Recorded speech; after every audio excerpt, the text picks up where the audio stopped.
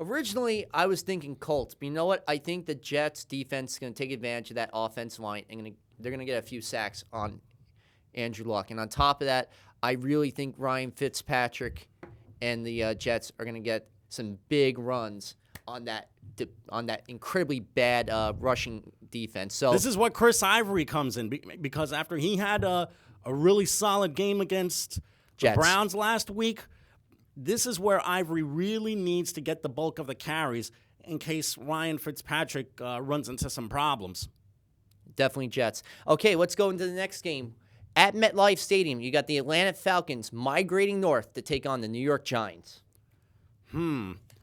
Well, this is the Giants' home opener. You know that they're going to want to try and make something out of this, but at the same time, the Falcons are just not the same team away from the dome like they are on the road. They're not the same team on the road as they are at home under the roof. This is a really, really tough game to call because the Giants have no offensive line.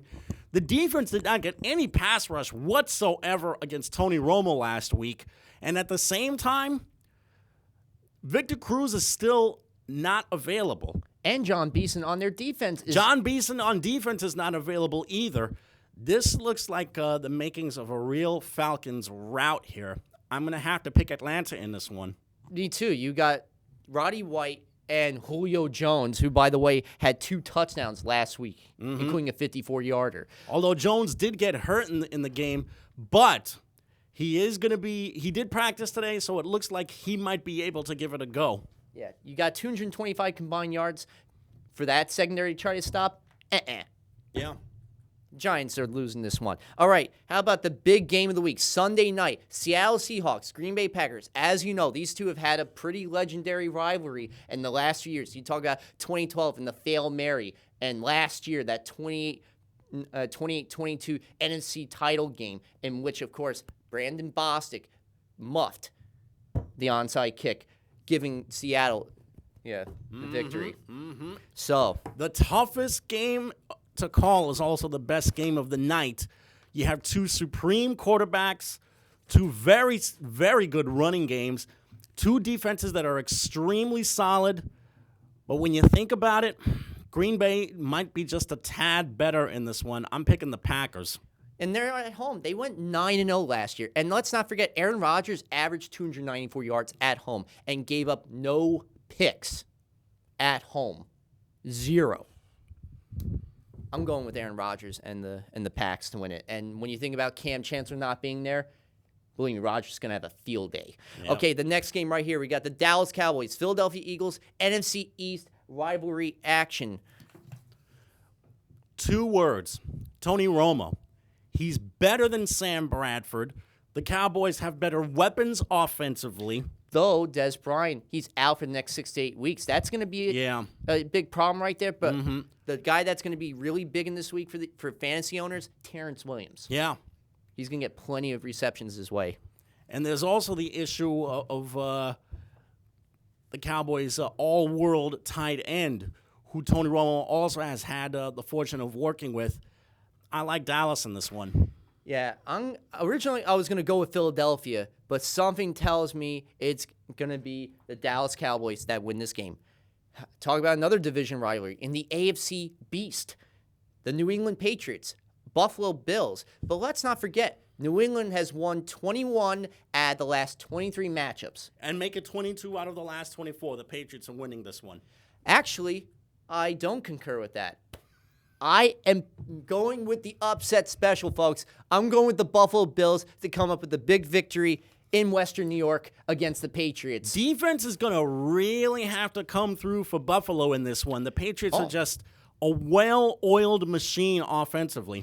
If their defensive line did well against Andrew Luck without Marcel Darius, wait till they get a load of Marcel Darius on that defensive line. He's coming back for that 1-game suspension. He's going to have a field day. He's going to make against LeGarrette Blount. Well, we'll see. All right, how about the home opener for the Steelers in Western Pennsylvania with the San Francisco 49ers coming to town? Such an interesting matchup right there. 2 of the most dynamic quarterbacks in the game, Big Ben and Colin Kaepernick. And this is a bit of a year in transition for the Steelers. They've gotten a little bit older defensively, but they've still got some weapons for Big Ben to work with offensively. I'm actually going to pick Pittsburgh in this one.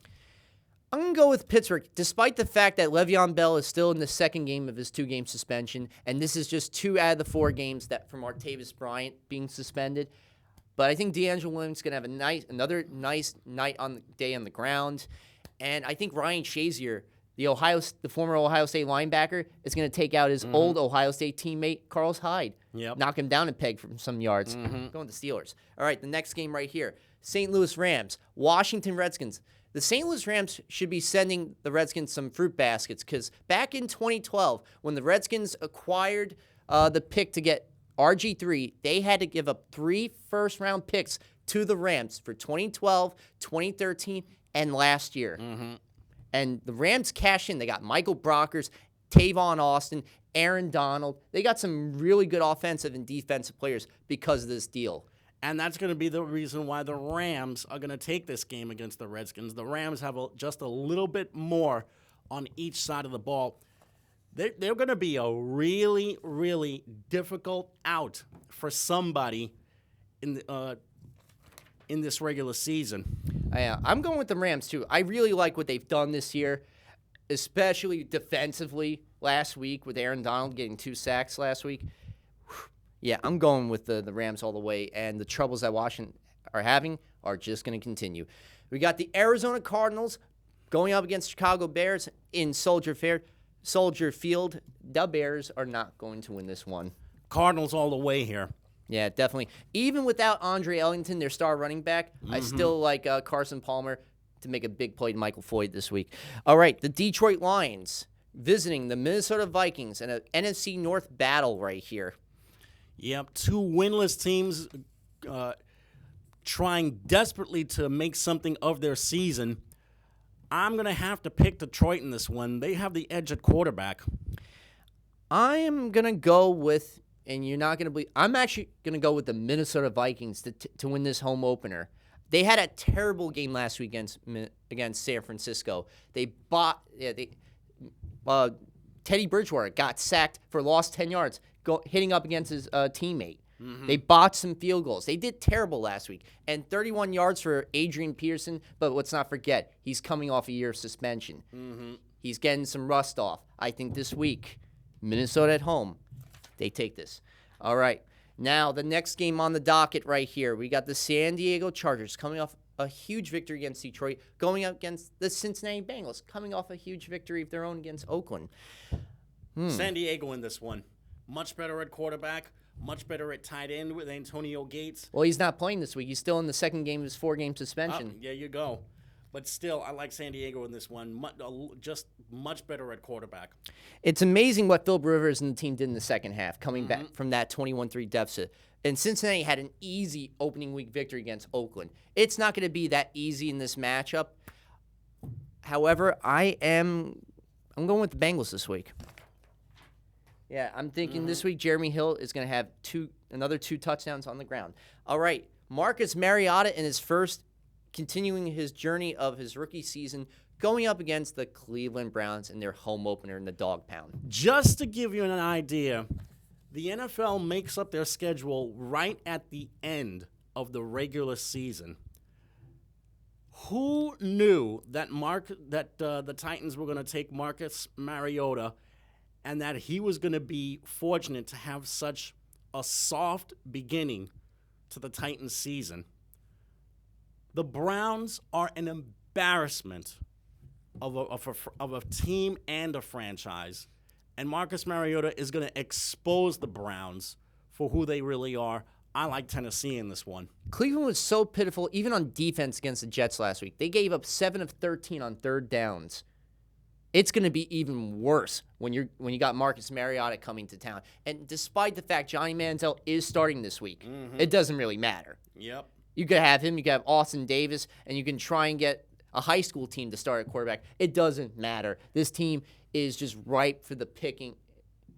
They're going to lose. Tennessee's got this. It's also a matchup of former Heisman Trophy winning quarterbacks.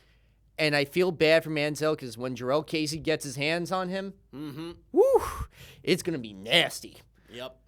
Manziel is really going to have to scramble for his life if he's going to try and keep some drives going. Well, how about the Baltimore Ravens going up against the Oakland Raiders? Obviously, this is going to be a Ravens victory right here. They did win by the skin of their teeth. No, they lost by the skin of their teeth last week, 19-13. They need to take it out on somebody. They definitely have to take this out on somebody, and I think the Ravens are going to be taking it out on the Raiders, who, by the way, have an injury at quarterback because Derek Carr got hurt in the season opener. Yeah, you hurt his hand in the beginning, and that's when, of course, Matt McGloin came in. Also, Charles Woodson got injured last week, too. And, he has a dislocated shoulder. It's when it rains, it pours in Oakland, and it's going to keep pouring. Even though the Ravens are going to be without Terrell Suggs for the rest of the year, torn Achilles tendon, unfortunate in the fourth quarter last week against Denver. But even without Suggs this week, Baltimore's going to win. It's a no-brainer. The Raiders are just dreadful. But the Ravens got to improve on their running game with Justin Forsett. 75 yards combined with him and Allen. That was just pitiful. Okay, now you got the Tampa Bay Buccaneers going up against New Orleans Saints in an NFC South battle. Saints all the way in this one. Who would you rather have? Drew Brees, one of the great quarterbacks of all time who has a championship, or Jameis Winston, a guy who still has a lot of growing up to do and is playing his second NFL game? I'll take Drew Brees any day of the week. They better improve on their red zone offense. They were 1 of 4 last week against Arizona. And this is considering the fact they don't have Jimmy Graham anymore, who's their red zone titan, who's now in Seattle. But I think Brandon Cooks is going to have a great day for all you fantasy owners out there. I'm going with Drew Brees and the Saints. Them Saints are going to be marching in all right in New Orleans. Or Nolans. You got the Houston Texans, Carolina Panthers. That's an interesting matchup right there. The Texans, better defensively, but they still have issues at quarterback. And the Carolina squad that's good at quarterback, but it does not really have that much to work with either at running back or at wide receiver. I mean, I know that they've got Kelvin Benjamin, but after that... He's done for the year. He tore his ACL. Exactly my point. So when you think about it, I would go with the team that is better defensively. So I'm going to pick Houston in this one. I'm going to go with Houston as well, despite the fact they're not going to be with Arian Foster for yet another week. They got Alfred Brew, who could have done better last week. And the fact that Ryan Mallett's coming in, he's going to have the game of a lifetime against that defense that sacked Jacksonville 5 times and forced 3 turnovers. So let me do the honors of introducing this last game. The showdown in the Sunshine State, Jaguars and Dolphins. You have a Dolphins squad coming off a huge win in D.C., and a Jaguar squad that is still trying to find its own way here. This has Miami victory written all over it. They're slightly better at quarterback. They're superior defensively. I like Miami in this one. Jarvis Landry was the reason why they won last week, that 69-yard game-winning punt return touchdown. He's going to have another big day. I'm thinking another touchdown for him. And Ndamukong Suh didn't get a sack last week. But considering Jacksonville gave up 5 sacks in their offensive line, and there's issues with Luke Jokel, who could be out of this week's game, and Ndamukong Suh, whoever he goes up against in the middle of that defense, he's going to snack on He's going to snack on Blake Bortles. I'm thinking he's going to get 2 sacks in this game, and they're going to pick off Blake Bortles, especially that secondary.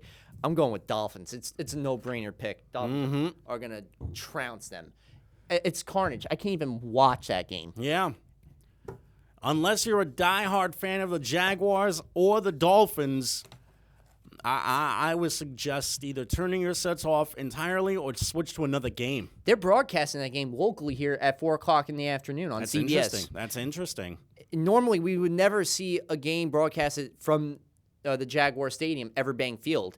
You know what's interesting about that place, though? They have a swimming pool that you can actually, I think the second level or the third level, where you can watch the game from. Only in Florida. Only in Florida would they do something as gimmicky as that. Just imagine you're in a swimming pool at a football game. Yeah. You got a drink in your hand. You're having a good time. But then again, they do the same thing in Phoenix for Diamondbacks baseball and in South Florida for Marlins baseball. At the Cleveland there, by center field. Yeah, they even have a fish tank right behind the catcher's area, too. Mm-hmm. Yeah. All right. So that's it for the week 2 games. Now let's go into some college football. Last night was the beginning of week 3, which I can't believe it's week 3. Right. And the Clemson Tigers pulled out a huge win over Louisville, 20-17. Deshaun Watson, 2 touchdown passes in the game, and Gallman, 139 rushing yards. Yep. Big win for Clemson as they look to try and make a claim on the ACC title this year. But this weekend is basically a hodgepodge of season opening conference games for certain teams, and also some old rivalries being renewed. First off, the SEC opener between Florida and Kentucky, Which is my team, by the way. Yep. My favorite team, Florida. Yeah, look for Florida to really trounce the Wildcats in this one. They've won 28 straight games against them dating back to 1983. It's going to be 29. Then you got the battle of the 2 states. Yeah, California and Texas, 2 of the biggest states in the country. The Cal Golden Bears and the Texas Longhorns in a game that's going to be broadcast on national TV during the evening. And Texas already suffered an embarrassing loss at Notre Dame Week not 1. too long ago. Yeah. And this is going to be where the Longhorns are really going to have to try and make a name for themselves, going up against a really tough Pac-12 squad in the Golden Bears. Oh, yeah. And then you got a good SEC East matchup. You got the South Carolina Gamecocks, Georgia Bulldogs. But honestly, the Georgia Bulldogs got this. Nick Chubb, who was taken over for Todd Gurley, had 189 yards last week. Expect him to have even more on the ground against this Gamecocks defense. Or actually, maybe 150 and 2 touchdowns. But anyway, Grayson Lambert and the Dogs win in Athens. And in South Florida, as you mentioned earlier. Yep, an old rivalry has been renewed. Nebraska and the University of Miami, 2 teams that have squared off against each other for the national title more than once in the history of those 2 schools. Nebraska coming off a really disappointing loss to Brigham Young at home a couple of weeks ago. They were able to bounce back to get another win. Now they're going to travel to South Florida to go up against a Hurricane squad that still is trying to find their own way. Not really sure if you can call them a contender for the ACC title yet. Well, considering the teams they beat so far, they blanked Bethune-Cookman 45-0 the first game, and they easily took care of Florida Atlantic and Boca Raton. And I've been to Boca. Nice shopping. Not a great football team, though. They could be better, the Owls. And Al Golden, his seat is one of the hottest seats going into the season. Yeah, he was considered a big hire a few years ago when they got him from Temple. But let's face facts. It's been one controversy after another for the Hurricanes. I mean, everybody has known exactly what their history has been. And Nebraska is just better with that, with the black shirt defense, and the way they just run the ball with reckless abandon offensively. Don't be surprised if you see the Cornhuskers literally run roughshod through that Hurricane defense. Well, this is a Nebraska team that's going through a different offensive philosophy than what they were used to with Mike Riley there. So a different mindset than what they had with Bo Pelini, but I'm still thinking that Tommy Armstrong and the Huskers get a big victory. How about the legend of freshman Taylor Mangum leading the BYU Cougars against another true freshman who's already building his legend? My cousin, Josh Rosen. No, Josh Rosen. Well, BYU already got a huge win at Nebraska. Can they do the same thing in the Rose Bowl against UCLA? This is going to be Mangum's first full game that he's going to be starting. Well, actually, his second full game. The first one was the Boise State game, which Brigham Young surprisingly won last week in their home opener. On another last-minute touchdown pass. Like, this kid, talk about Hail Marys this guy's been doing twice in a row. It's just and he's 22 years old. He's coming on board because of the fact that he was, for years, he was doing missionary work overseas. So he's got a good head on his shoulders. He's a solid young man. Mm-hmm. But, well, let's see what this kid can do for an encore, because they're going up against a UCLA squad that's really hoping to challenge for the Pac-12 title this year. And UCLA is so solid at quarterback with the kid Rosen, and very, very well coached, too. Jim Moore. I think this time is where we see UCLA really shine. I like the Bruins in this one. Believe me, as much as I would love to say Taylor Mangum and the legend he's had in these two games, I think it ends here. I'm going with the Bruins as well, and Josh Rosen to pull out. He has 55 completions in his first two games already. Mm-hmm. You got a Pac-12 battle for the Pac-12 South, Pac-12 battle between Stanford from the north side of the Pac-12 against USC from the south side. And this game is going to be on national television as well. I like USC in this one. You know what? I do like USC too. Stanford, had a big win last week, but let's not forget the team they did beat up on. Mm-hmm. Easy compared to losing to Northwestern the first game of the season. Right. And Kevin Hogan, I don't know if he's going to have such a great game, but this kid, Cody Kessler, the quarterback, well, he's not going to be a kid anymore, but fourth-year player out of for USC. I think Kessler has a big, dominating performance. Yeah, I'm going with the Trojans. Then you got an SEC colossal battle. The Auburn Tigers against another Tiger from LSU. It's only the third week of the season, and this could be the game that decides who wins the Western Division in the SEC this year. It's a shame that they had to put this on at 3:30, because this is definitely primetime material. But you've got an Auburn squad that's so high-powered, LSU with great athletic ability on each side of the ball, although I think they might be a little bit unsettled at quarterback. There's been some talk of who was going to be the guy for them this year. I know, because Nick Marshall's not with the Tigers anymore this year, so it's really been a year of transition without him. And for Gus Malzahn, this is going to be an interesting game, because let's not forget, last week, Jacksonville State, they barely won that in overtime, 27-20. But LSU barely won last week, too, against Mississippi State, 21-19. It was Leonard Fournette, a guy who's going to be considered for the Heisman Trophy, who had all three rushing touchdowns. I'm going with Fournette and the Tigers because Brandon Jennings still needs a lot of seasoning at quarterback for the Tigers. Yep. Jeremy Johnson really struggled for Auburn in that Jacksonville State game, and now he's going to be going up against an LSU squad that's just superior in their secondary. Yeah, Tre'Davious White, another legend. Yeah. Something tells me this is going to be LSU's game here. And with one of the loudest stadiums in the country, all bets are off. Why do you think they call it Death Valley? Yeah. They should call it Death Valley, because you can barely hear yourself think in that stadium. Oh, yeah. And how about this, man? This is going to be a huge battle. You got on NBC 330 the Georgia Tech Yellow Jackets and that triple option offense that has had over 70 points in the last two games, going up against a Notre Dame Fighting Irish squad in South Bend, sans or without Malik Zaire, unfortunately injuring himself week 2 against Virginia. And you got this kid, Deshaun Kaiser, starting at quarterback. Yeah, this is where Notre Dame is really going to have to show their mettle.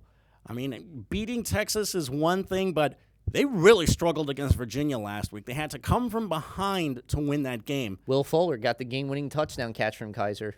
Who's to say that Notre Dame can even match up with Georgia Tech? Georgia Tech has got so much going for them offensively with that triple option. I actually like the Yellow Jackets in this one. I do too, in a sense, but you know what? You got to remember the teams that they played in the first two teams. This is a big opponent for Georgia Tech to win against. If they can beat them, then they are literally going to put themselves probably in the top 10 in next week's AP rankings. Mm-hmm. But something tells me that Deshaun Kaiser is going to pull off a huge victory, and Jalen Smith, the linebacker for Notre Dame, is going to be a big reason for that as well. Yep. Then you got the other great game in the Southeastern Conference, Mississippi and Alabama. a game being played in Tuscaloosa, a game where Alabama also has had their problems deciding who they want to be as their quarterback. But Alabama, you got Jay Coker. He's still the starting quarterback of the squad, which is really good. And for, of course, Mississippi, you know who the starting quarterback is? The nephew of the legendary Bills quarterback, Jim Kelly, Chad Kelly. Really, really interesting right there. Let's see if the apple doesn't fall that far from the tree, because this is a big game for both teams. Oh, yeah. And Kelly has been really great. They scored also over 70 points in their last 2 games. In fact, they beat Tennessee Martin the first week 76-3, won last week 76-9. I don't expect Ole Miss to have that many points against Alabama. That's for certain. This is going to come down to the wire, last-minute touchdown, or it could be Derrick Henry on the ground who gets the game winner for Alabama. I'm going with the Tide. Roll Tide all the way. I like the Tide as well. Even though Ole Miss did beat them last year. That was the biggest upset of the season last year. Wow, so with the Ole Miss has never, ever beaten Alabama twice in a row. I know. And it's still not going to happen.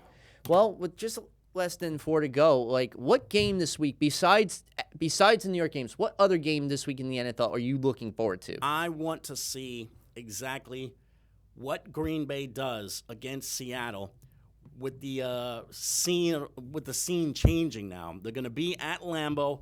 You know that crowd is going to be charged up.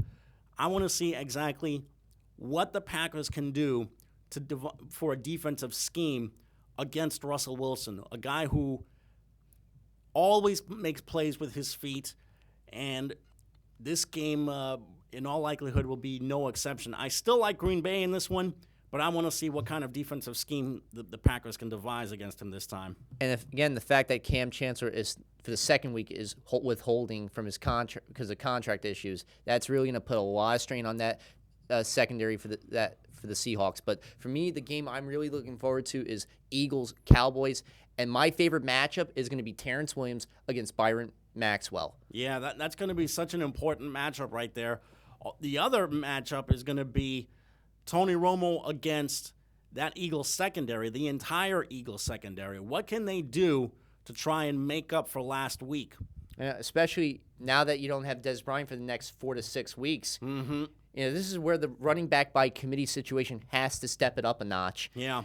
But for the Eagles, man, they really the fact that what could have been a game-winning touchdown drive went through the hands of Jordan Matthews, even though he had 10 catches for a career high over 100 receptions.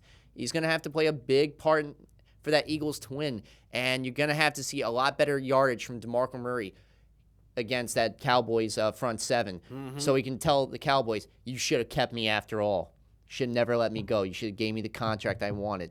It's real motivation, revenge for him for sure. I'm going to go with the Cowboys though to pull it off. Still like the Cowboys as well.